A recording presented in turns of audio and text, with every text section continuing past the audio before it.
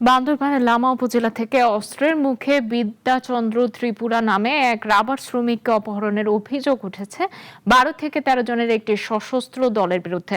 রবিবার রাতে গজালিয়া ইউনিয়নের ডিসি রোড এলাকায় এ ঘটনা ঘটে বলে অভিযোগ করেছে পরিবার। এ ঘটনায় অপহৃতের স্ত্রী হামতি ত্রিপুরা লামা থানায় লিখিত অভিযোগ দায়ের করেছেন। পরিবারের দাবি, বিদ্যাচন্দ্র ত্রিপুরাকে দ্রুত জীবিত উদ্ধার করা হোক। লামা থানার ওসি মোহাম্মদ কায়সার হামিদ জানিয়েছেন, অভিযোগ পাওয়ার পর অপহৃতকে উদ্ধারে অভিযান চলছে এবং জড়িতদের শনাক্ত করে আইনগত ব্যবস্থা নেওয়া হবে। এই ঘটনায় স্থানীয় বাসিন্দাদের মধ্যে উদ্বেগ ও আতঙ্ক বিরাজ করছে। আমি নিজেও জানি না, আমি তো বাড়িতে আছি তমুদি পাড়াতে, ও তো রবার বাগানে চাকরি করে, কিন্তু যেন আমার ভাইকে যেই নিয়ে গেছে যেন আমি সরকারকে আবেদন জানাই যেন আমার ভাই যেন জীবিত যেন উদ্ধার পায়। আমাদের গাড়ি 10-12-13 জন মানুষ তাকে অস্ত্র সহ তাকে অস্ত্র দেখিয়ে তাকে অপহরণ করে নিয়ে গেছে।